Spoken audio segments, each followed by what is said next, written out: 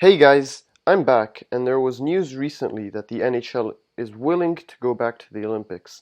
Now, it's not confirmed yet, but maybe this time they actually will return after missing it in 2018. In any case, I'm making this video because I'm Canadian and I want to see how my team would look like in 2 years from now. So, starting with my top line, I have Jonathan Huberdeau playing alongside Connor McDavid and Nathan MacKinnon. Now, having McDavid as Canada's number one center is pretty self-explanatory. He's the best player in the world, and I envision Nathan MacKinnon playing right wing because Team Canada's center is already so stacked that many of the centers actually have to play on the wing. So MacKinnon shoots right and is one of the fastest players in the league and one of the best as well. And I think he is a perfect fit playing with McDavid as one of the only players that can play at his speed. Now you might be asking yourselves, why Huberdeau? He's a left wing, and in my opinion he's very underrated and is a very good player. If he keeps playing like he is right now for the past couple of seasons, I can see him playing on Canada's top left wing, especially since he doesn't have too much competition from other left wings, as Canada is pretty thin on the left side. And this first line could also be Canada's speed line, per se. Now, moving on to my second line, I have Brad Marchand, Sidney Crosby, and Mitch Marner. Having Marchand on my second line might be strange, but he will be 33 by the time of the Olympics, playing on a slightly worse Bruins team. Now, he puts up over 100 points a year, but I think he could drop off slightly from that and could be passed by Huberdeau, maybe by 2022. He will be very important to this team because he brings tenacity and grit, and he plays at an extremely elite level. Now, Crosby playing center is really obvious. He's still, in my opinion, the second best player in the world, and sure, he might get slightly worse by 2022 because he'll be 34 at that time, but he is still super good all around and has Olympic experience as well. Now on the right side, I have Mitch Marner because he is already Canada's best natural right winger. He will still only be 24 years old in 2022, and he would benefit greatly playing alongside Sidney Crosby and Brad Marchand.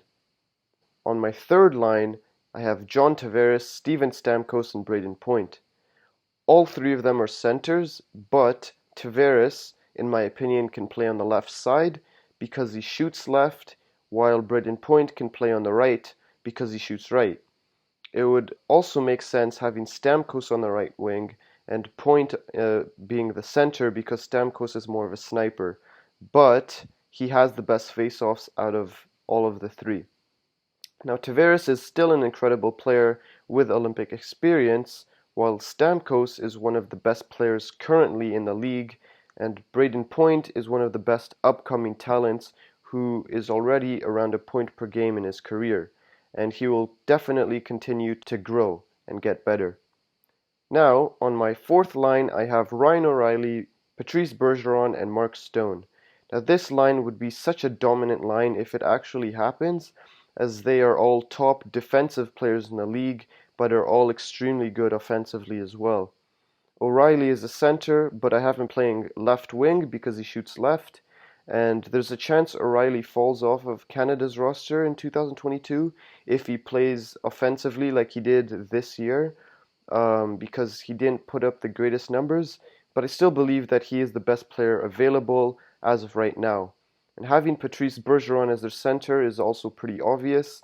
The only real concern is that he'll be 36 years old in 2022, and maybe his age will catch up to him, but he is still currently one of the best players in the world and is the best defensively, and he also has Olympic experience. And Mark Stone on the right wing also makes sense because he is around a point per game player with an extremely good defensive game who also brings his all for every single game. And I think that this line can shut down the opposition with ease and will be the key to Canada's success. Some forwards that just missed out include Claude Giroux, Mark Scheifele, Jonathan Toews, Taylor Hall, Tyler Seguin, Matthew Barzal, and maybe even Alexis Lafrenière. and any of these players could make the team due to an injury. Now, moving on to my defense. On my first line, I have Thomas Chabot and Cale Makar. This would be a very interesting pairing because both are offensive defensemen, but I think that they're both respectable defensively as well. Now, Chabot may need a little bit of work, but in 2022, hopefully Ottawa will be a much better team. And this would also be a very young line, as Makar would only be 23 and Chabot would only be 25.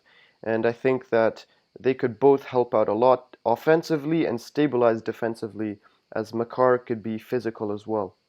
On my second line, I have Morgan Riley and Dougie Hamilton. These players will be fun to follow in real life to see if they can keep up their play until 2022, because Riley is very good offensively and pretty reliable defensively as well. Now, as for Hamilton, he is an outstanding two-way defenseman, and if he continues to play like he did this year as a Norris caliber defenseman, he may even pass Makar on the first line. He's extremely reliable in all situations, so he could easily make the team. On my third line, I have Shea Theodore and Alex Pietrangelo.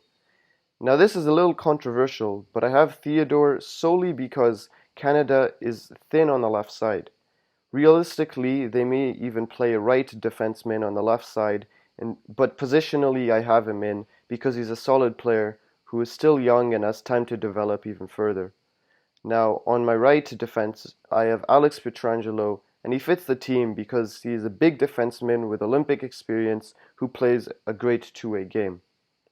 Now, I have Chris Letang and Samuel Girard as my 7th and 8th defensemen who can fill out for an injury, but other defensemen that just missed out include Shea Weber, Drew Doughty, Brent Burns, and maybe even PK Subban.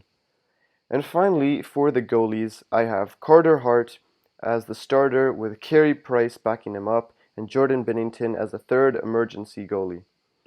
Now, having Hart start is very logical. He's extremely young right now and is already one of Canada's best goalies currently and will only get better by 2022.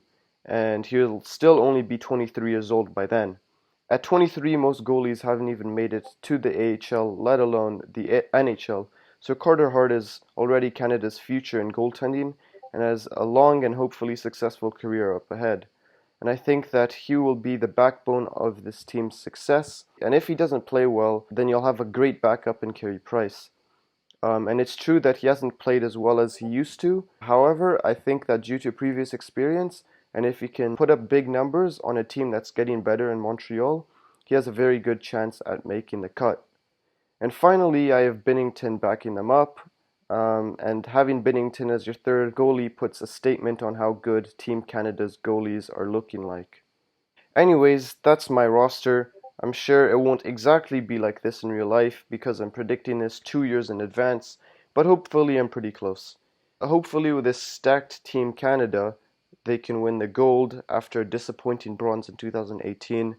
But leave your thoughts down below. Let me know where you think they will finish and whether you agree or disagree with my lines.